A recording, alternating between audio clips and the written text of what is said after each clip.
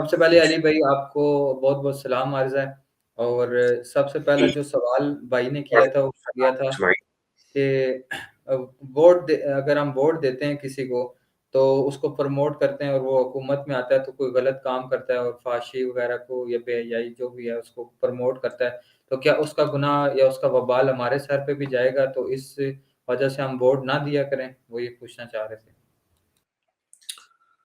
جی الحمدللہ رب العالمین والصلاة والسلام علی سید الانبیاء والمرسلین وعلی آلہ واصحابہ اجمعین الی یوم الدین۔ جی دیکھیں، ووٹ دینے والا تو گناہگار اس لیے نہیں ہوگا کہ اسے تو پتہ ہی نہیں تھا کہ یہ کچھ ہوگا۔ یعنی اب اس کی کرنٹ ایگزامپل موجودہ حکومت ہے، اس سے پہلے بھی حکومتیں، لوگ بڑی آس اور امید کے ساتھ انہیں سلیکٹ کرتے ہیں لیکن رزلٹ بالکل اپوزٹ نکلتا ہے۔ اب اس کا یہ رزلٹ نکالنا کہ ووٹ آپ نے دینا نہیں ہے، اگر ووٹ نہ دینے سے کوئی اچھا بندہ حکمران بن جاتا ہے تو بے شک نہ دیں۔ تو اس کا جواب پھر آپ بھی دیں گے نفی میں کہ ایسا تو نہیں ہوگا، تو ایٹ لیسٹ کم از کم ہم اپنی کوشش ضرور کریں، اور یہ ہمارا ایک قومی فریضہ بھی ہے اور ایک ذریعہ بھی ہے اپنی بات پہنچانے کا۔ اب نیکسٹ الیکشنز کے اندر ایسے بندے کو ووٹ نہ دیں جس نے آپ کی امیدوں کے اوپر پانی پھیرا ہے، اور اس طرح کنٹینیوسلی یہ سسٹم چلتا رہے۔ آج اگر ہم یورپ کی ڈیموکریسی کی بات کرتے ہیں تو میرے بھائی، جب وہاں پر یہ چیزیں آغاز ہوئی تھی تو اس سے بھی برا وقت تھا، لیکن مسلسل 150-200 سال تک یہ سارا سلسلہ چلتا رہا۔ آج وہاں پہ بیسک ہیومن رائٹس ہیں۔ آپ دیکھیں، ایک پرائم منسٹر کی بھی جرت نہیں ہے کہ وہ ایک ڈاکٹر کو اس کے ہاسپٹل میں جا کے فائر کر سکے، یعنی اس کی جاب سے نکال سکے۔ ہاں، یہ ضرور ہے کہ ڈاکٹر نے جو ہے وہ ڈیوڈ کیمرون کو ہاسپٹل سے باہر نکال دیا تھا، کیونکہ وہاں پہ عدالتیں آزاد ہیں، ان کو پتہ ہے کہ اگر کوئی پرائم منسٹر اس طرح کی ایکٹیویٹی پرفارم کریں گے تو ہم کورٹ میں جائیں گے اور وہاں سے انصاف مل جائے گا۔ تو ہمارے ملک میں بھی کاش یہ ڈیموکریسی والا سسٹم کم از کم 5 دفعہ اسمبلیاں اپنا وقت پورا کرتی اور یہ چلنے دیتے تو آج ملک کے حالات کافی بہتر ہوتے۔ ابھی بھی اس وقت موجودہ حکومت کے خلاف مختلف قسم کی ایکٹیویٹیز ہو رہی ہیں، مجھے بھی ان سے بہت زیادہ اختلاف ہے، بلکہ مایوسی کی حد تک ہے۔ اس کے باوجود میری تو خواہش ہے کہ یہ 5 سال پورے ہونے چاہیے، عوام کو فیصلہ کرنے دیں، اگلا پرائم منسٹر عوام خود چنے، اور عوام اپنے برے اور بھلے کو بڑا اچھا سمجھتی ہے، تو ووٹ ضرور دیں۔ اسی طریقے سے غیر مسلم ملکوں میں بھی لوگ پوچھ رہے ہوتے ہیں کہ یورپ میں، امریکہ میں ہم ووٹنگ والا سلسلہ کریں، ضرور کریں میرے بھائی۔ اس کی وجہ یہ ہے کہ آپ کی ورتھ ہی اسی صورت میں ہوگی جب آپ ووٹ ڈالیں گے تو کم از کم اپنا آپ کوئی میسج تو پہنچا سکتے ہیں۔ آج آپ دیکھ لیں یورپ میں، خصوصاً انگلینڈ کی پارلیمنٹ کے اندر کتنے مسلمان بیٹھے ہوئے ہیں، تو ووٹنگ سسٹم کے ذریعے پہنچے ہیں نا، ہمارا پروٹیسٹ وہاں تک پہنچتا ہے۔ کوئی اسرائیل کی طرف سے کوئی حرکت ہوتی ہے فلسطینیوں کے خلاف تو ہمارے پرائم منسٹر یا ہمارے آرمی چیف یا ہمارے ریاستی اداروں کے لوگوں کے بیانات کی اتنی ورتھ نہیں ہوتی انٹرنیشنل میڈیا میں، جو ورتھ ایک یو کے کی پارلیمنٹ سے کوئی مسلمان عورت یا مسلمان مرد اٹھ کے، جس کو بظاہر آپ لوگ شاید دنیا دار سمجھ رہے ہوتے ہیں، وہ فلسطین کے حق میں بات کرتے ہیں یا بیسک ہیومن رائٹس کی بات کرتے ہیں اسرائیل کے خلاف، اس کی ورث زیادہ ہوتی ہے۔ تو وہ اسی صورت میں ہے نا کہ اگر وہ بھی پہلے دن یہ سوچتے کہ ہم نے سسٹم کا حصہ نہیں بننا تو پھر ہماری بات تو نہ پہنچتی۔ لوگ تو کہتے ہیں ان چیزوں سے فرق کیا پڑتا ہے، میرے بھائی یہ بہت فرق پڑتا ہے، تھوڑا تھوڑا کر کے اتنا فرق پڑتا ہے کہ جو پبلک ڈائنامکس ہے نا وہ اس کے ذریعے ڈیولپ ہونا شروع ہو جاتی ہے۔ اسی کو پازیٹیو لابنگ کہا جاتا ہے۔ اسی لابنگ کے تحت آپ دیکھتے ہیں کہ بڑے بڑے اخبارات میں جو ہے وہ پاکستان کی گورنمنٹ، کبھی ہمارے پرائم منسٹر صاحب کا کوئی کالم چھپوا دیتی ہے، پیسے دے کے چھپواتے ہیں یہ، تاکہ ان بڑے اخبارات کے ذریعے جو ہے ان کی پبلک تک ہماری بات پہنچے۔ یہ باقاعدہ آج ماڈرن ورلڈ کے اندر ایک پولیٹکس میں ایک بڑی اہمیت حاصل کر چکی ہے یہ چیز۔ تو چاہے آپ ہندوستان میں ہیں یا آپ یو کے میں ہیں، آپ امریکہ میں ہیں، پاکستان میں ہیں، ووٹنگ میں حصہ ضرور لیں۔ اس حوالے سے میں نے ایک تفصیلی ویڈیو ریکارڈ کروائی تھی اسلامک ڈیموکریسی کے اوپر۔ جو ویسٹرن ڈیموکریسی ہے یہ تو غیر اسلامی ہے، لیکن بہرحال اس قسم کی بدماشیوں سے بہتر ہے جو ماضی میں ہم مسلمان حکمرانوں سے دیکھتے ہیں۔ اسلامک ڈیموکریسی وہ ہے جس میں آپ حلال کو کثرت رائے سے طے کرتے ہیں کہ کون سے والا حلال آپ یوز کریں گے۔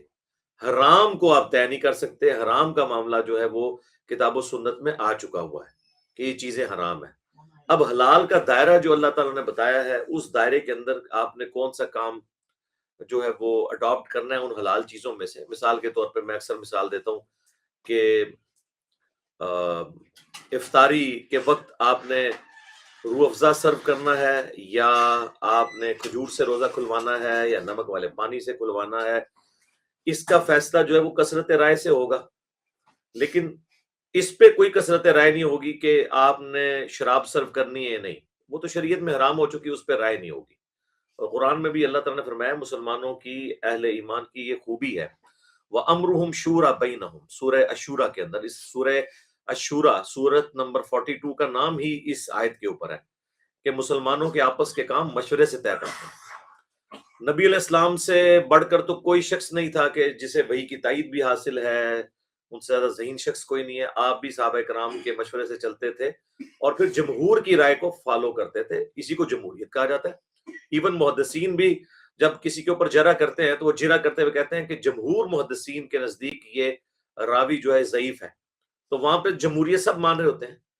تو ڈیموکریسی جو ویسٹرن ہے وہ اور ہے. ہم جس ڈیموکریسی کی بات کرتے ہیں، جس کو مولانا مودودی رحمہ اللہ نے جب قرارداد مقاصد منظور ہوئی تھی تو فرمایا تھا کہ آج پاکستان کی اسٹیٹ نے کلمہ پڑھ لیا ہے، کیونکہ اس میں یہ چیز پرنسپلی طے کر دی گئی تھی کہ پاکستان میں کوئی بھی قانون قرآن و سنت کے خلاف پاس نہیں کیا جائے گا. حاکمیت اعلیٰ کا جو مالک ہے وہ اللہ ہے، اور حکمران جو ہے وہ قرآن و سنت کے دائرے کے اندر اس اختیار کو استعمال کریں گے. یہ بچپن سے ہمیں پاکستان سٹڈیز کے اندر، جسے ہم مطالعہ پاکستان کہتے ہیں، یہ ساری چیزیں پڑھائی جاتی ہیں. تو یہ ساری چیزیں آپ اپنے سامنے رکھیں. نبی علیہ السلام بھی مشورے سے چلتے تھے. غزوہ احد میں آپ نے صحابہ کے مشورے کی وجہ سے ہی سب کچھ کیا، کہ آپ مدینہ شریف سے باہر نکل کے آپ نے جنگ لڑی، اور اگرچہ آپ علیہ السلام کی اپنی مرضی نہیں تھی لیکن آپ نے مشورے کو فالو کیا. اگرچہ اس کا نقصان بھی ہوا، لیکن بہرحال اللہ تعالیٰ نے بعد میں نبی علیہ السلام کو قرآن حکیم میں صحابہ کرام کو معاف بھی کر دیا، اور پھر نبی علیہ السلام سے یہ بھی فرمایا کہ اللہ کی رحمت ہے کہ آپ اپنے صحابہ کے حق میں رحم دل ہیں. اگر آپ تند ہوتے، آپ کی زبان یعنی سخت ہوتی، تو یہ صحابہ کرام آپ کے گرد سے دور ہو جاتے. یہ آپ کے گرد جو اکٹھے ہیں اور آپ صلی اللہ علیہ وآلہ وسلم کے ساتھ جڑے ہوئے ہیں، تو یہ آپ کے اخلاقیات کی وجہ سے.